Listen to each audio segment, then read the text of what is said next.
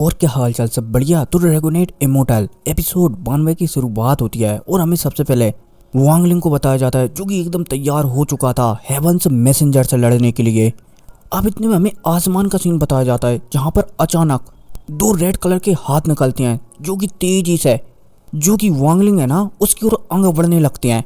अब जब वांगलिंग एक साथ दो हैंडों को अपनी ओर आता हुआ दिखता है ना तो वांगलिंग समझ जाता है कि ये हैंड बहुत ही ज़्यादा पावरफुल हैं। इसलिए वांगलिंग चलता है तो तुरंत जिंदगी और मौत की पेंटिंग को सामना कर देता है। लेकिन हैंड कर चलते हैं तो हमारी वांगलिंग की जिंदगी और मौत की पेंटिंग को भी कहीं ना कहीं सप्रेस कर देती हैं और तेजी से वांगलिंग की और ही आगे बढ़ने लगती हैं। अब जब वांगलिंग दोनों हैंडों को इस तरीके से आता हुआ देखता है ना तो वांगलिंग चलता है तो अपनी एंशियंट गॉड बॉडी को ही बाहर निकालता है और तेजी से दोनों हैंडों को ही डिस्ट्रॉय कर देता है। अब जब यमराज दोनों हैंडों को डिस्ट्रॉय होता हुआ देखता है तो वो गुस्सा हो जाता है। यमराज चलता है तो एक मौत का चक्र निकालता है जो कि गोल गोल तेजी से घूमने लगता है। अब जैसे ही वांगलिंग इस चक्र को निकलता हुआ दिखता है तो वांगलिंग थोड़ा सा हैरान हो जाता है। लेकिन इतने में ये चक्र चलता है तो बहुत ही तेजी से घूमने लगता है और पलक झपकती आस पास में एक जाली जैसा फॉर्मेशन बनाने लगता है जिसमें कि वांगलिंग धीरे धीरे ट्रैप होने लगता है। अब जैसे वांगलिंग ट्रैप हो जाता है तो ये यमराज चलता है तो तेजी से मुंह वान की आत्मा को लेने के लिए आगे बढ़ता है। अब जब वांगलिंग हेवेंस मैसेंजर को ऐसा करता हुआ दिखता है तो वांगलिंग चलता है तो सबसे पहले निकलने की सोचता है। लेकिन जब वो ये दिखता है कि इस फॉर्मेशन से वो निकल नहीं पा रहा है तो वांगलिंग चलता है तो अपनी डोमेन को एक्टिवेट करता है और पलक झपकती यहाँ पर एक और वांगलिंग का पुतला बन जाता है। अब जैसे ही ये डोमेन वाला पुतला बनता है तो ये डोमेन वाला पुतला चलता है तो तेजी से हेवेंस मैसेंजर पर हमला करने के लिए आगे बढ़ जाता है ताकि वो एक ही अटैक में हेवेंस मैसेंजर को मिटा सके। अब इतने में हमें हेवेंस मैसेंजर को बताया जाता है जो कि वांगलिंग के डोमेन को ऐसे अपनी ओर आता हुआ दिख रहा होता है। ये हेवेंस मैसेंजर चलता है तो एक पाम अटैक कर देता है। लेकिन वांगलिंग की जो आफ्टर इमेज है ना डोमेन वाली वो चलती है तो हेवेंस मैसेंजर को जो पाम अटैक किया था ना उसी पाम अटैक से खींचकर जो बादलों में हेवेंस मैसेंजर छुपा रहता है उससे बाहर निकाल देती है। अब जब वांगलिंग हेवेंस मैसेंजर की ओरिजिनल बॉडी को दिखता है तो वो हैरान हो जाता है। वो समझ नहीं पाता कि ये हेवेंस मैसेंजर भला एंशिएंट गॉड कैसे हो सकता है।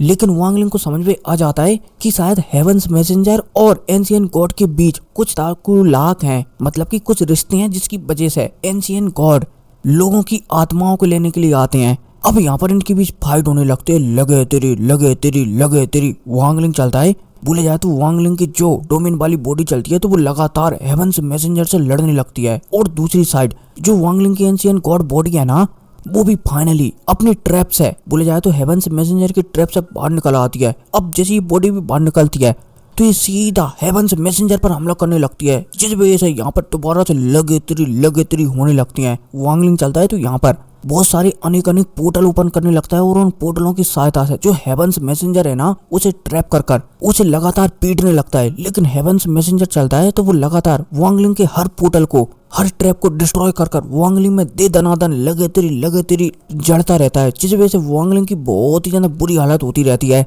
लेकिन फिर भी वांगलिंग हार नहीं मानता, वो हेवेंस मैसेंजर से लड़ता रहता है लगे तेरी। अब इतने में हेवेंस मैसेंजर को बताया जाता है। हेवेंस मैसेंजर चलता है तो उसे गुस्सा आता है और एक पावरफुल अटैक जो कि एक तोप के गोले के समान था हमारी वांगलिंग में जड़ देता है जिस वजह से वांगलिंग पोर्टलों को तोड़ता हुआ सीधा जहाँ पर जाओरो थी ना वहाँ पर आकर पड़ता है धड़ाक।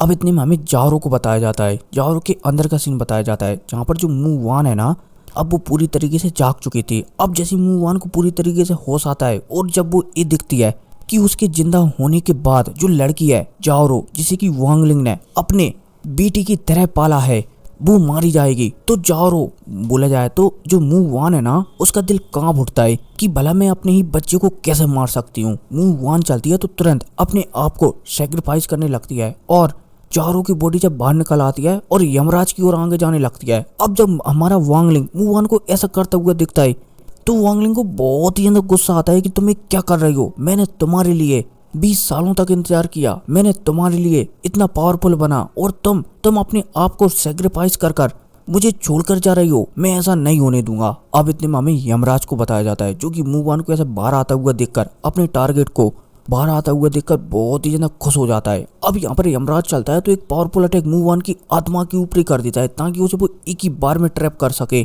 हमारा वांगलिंग चलता है तो वो भी मुंहवान की आत्मा को बचाने के लिए जो अटैक आ रहा था ना जो कि मुंहवान में लगने वाला था उसके बीच में ही आ जाता है। इतने में हमारा वांगलिंग चलता है तो दोबारा से जिंदगी और मौत की डोमेन को एक्टिवेट करता है और एक और पावरफुल पंच यमराज में जड़ देता है, जिस वजह से यमराज जैसे कटी हुई पतंग की जैसे पीछे फेंकता हुआ चला जाता है। अब इतने में वांगलिंग और मुंह वान को बताया जाता है। वांगलिंग चलता है तो मुंह वान को गले से लगा लेता है और मुंह वान से कहने लगता है कि तुम ऐसा क्यों कर रही हो, मैं कुछ भी कर सकता हूँ तुम्हारे लिए। लेकिन जो मुंह वान है ना, वो हमारे वांगलिंग से कुछ भी नहीं कहती, क्योंकि वो जानती है कि अगर उसने मुंह वान से कुछ भी कहा ना, बदला जाए तो वांगलिंग से कुछ भी कहा ना, तो वांगलिंग को बहुत ही ज्यादा कष्ट होगा।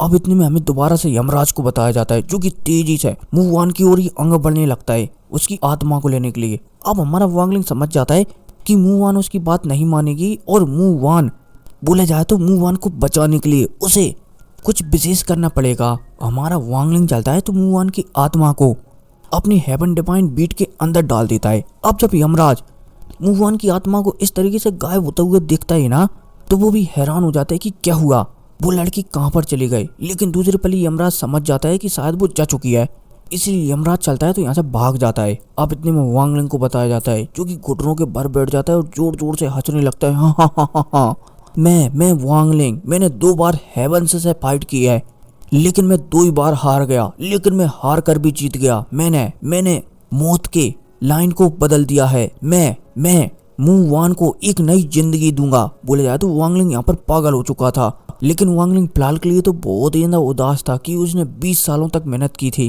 ताकि वो मुंह वान के साथ अपनी जिंदगी गुजार सके, लेकिन मुंह वान तो उसके साथ है ही नहीं। वांगलिंग चलता है तो पलक झपकती यहाँ पर एक दिशा में तेजी से आगे बढ़ने लगता है, बोला जाए तो चलते हुए, और रास्ते में जिंदगी और मौत की बातों को समझते हुए आगे बढ़ने लगता है कि किस तरीके से मुंह वान उसे छोड़कर चली गई, किस तरीके से मौत की तरह आती है, किस तरीके से जिंदगी की तरह आती है।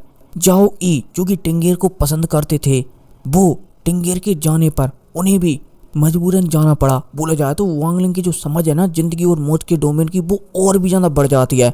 अब समय गुजरता है और वांगलिंग के पास और भी अच्छी समझ आ जाती है जिंदगी और मौत के डोमेन की। अब समय थोड़ा सा और गुजरता है और फिर हमें एक दिन का सीन बताया जाता है, जहां पर वांगलिंग बैठकर सोच रहा था कि मुंह वान ने उसके खातिर अपनी जान को सेक्रीफाइस किया है और पता नहीं वो कितने हजारों सालों तक कैद रहेगी मोती में।